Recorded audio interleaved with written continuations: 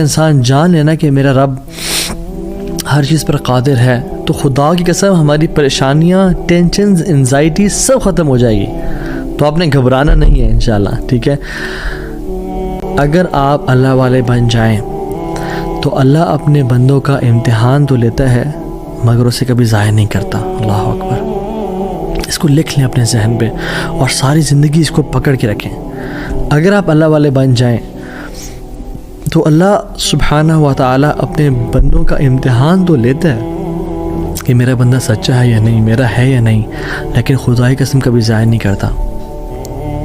शर्त यह है कि आप अल्लाह वाले बन जाएं और नीयत साफ़ होनी चाहिए। जान लें कि एक बंदे के पास खाने को कुछ भी नहीं है ना, पीने को कुछ भी नहीं है और पहनने को भी कुछ नहीं है, लेकिन उसका रब उसे राज़ी है, तो वो कामयाब इंसान है।